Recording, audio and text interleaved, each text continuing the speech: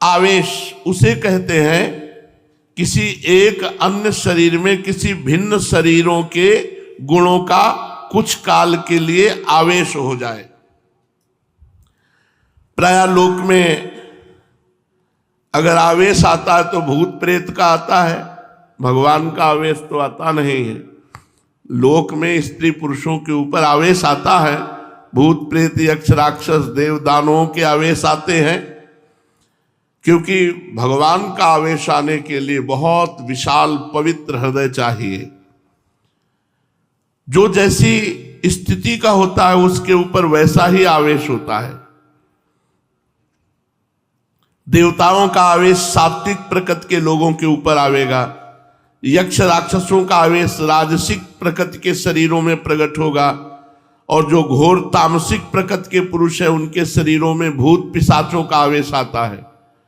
सभी के शरीरों में आवेश हो ये बात नहीं, कभी किसी बिरले ही शरीर में आवेश हुआ देखा जाता है। वो क्यों होता है, किस प्रकार होता है, इसका कोई निश्चित नियम नहीं। जिस देव दानव अथवा भूत पिशाच ने जिस शरीर को अपने उपयुक्त समझ लिया उसी में प्रवेश करके अपने भावों को व्यक्त करता है, नाम जापक के ऊपर नहीं आएगा।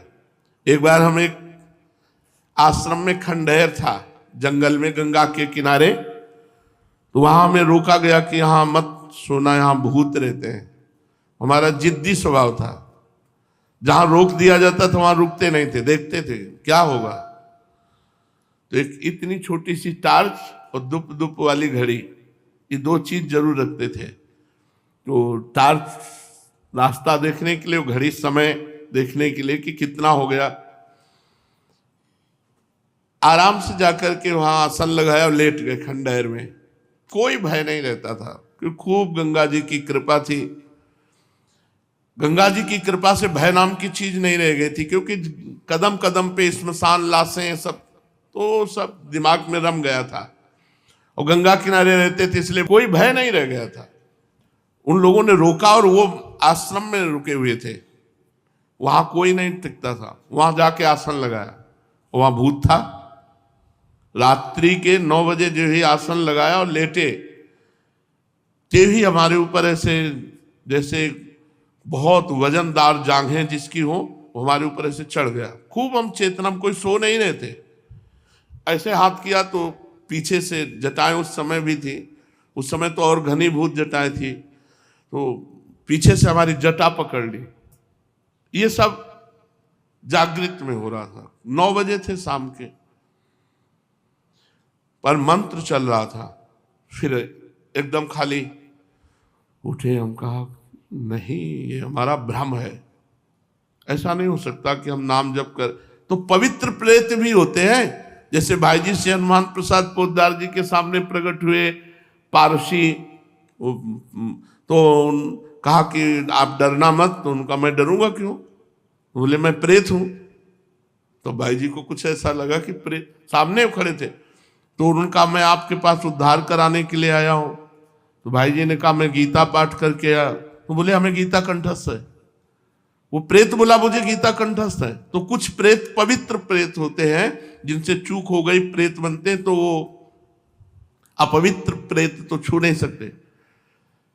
बाहर निकले, एक महुआ का पेड़ था, खड़े हुए हैं, नहीं प्रेत नहीं हो सकता।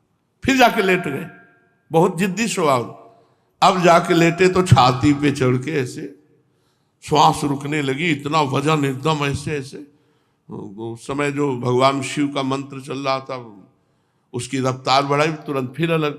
हम कहा अब दोबारा हिम्मत नहीं करेंगे, अपना आसन समेटा और जहां सब लोग लेटे थे वहां गए। तो बोले आ गए।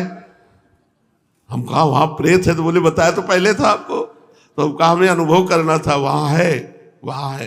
तो ये जो प्रेत आदि हैं ये कुछ बिगाड़ नहीं सकते यदि भगवान नाम चल रहा है, मंत्र चल रहा है। और भगवत आवेश होता है त्रिगुणातीत हृदय में। प्रेत आदि जैसे अंदर प्रवेश कर जाते हैं तो तमोगुणी रजोगुणी हृदय में, भगवत आवेश होता है त्रिगुणातीत अवस्था में। जिस प्रकार पृथ्वी को दुष्ट क्षत्रियों के अत्याचार से पीड़ित देखकर भगवान परशुराम के शरीर में भगवान का आवेश हुआ और पृथ्वी को दुष्ट क्षत्रियों से हीन करके शीघ्र ही वो आवेश अदृश्य हो गया। फिर परशुराम जी शुद्ध ऋषि बनकर आज तक भी महेंद्र पर्वत पर बैठकर तपस्या कर रहे हैं। इसी प्रकार आवेशावतार किसी विशेष कार्य की सिद्धि के निमित्त होता है, अधिक दिन तक ठहरता नहीं। द्रौपदी के चीर खींचने पर भगवान का चीरावतार भी हुआ था, पर वो थोड़ी देर के लिए द्रौपदी की लाज रखकर वो अदृश्य हो गया।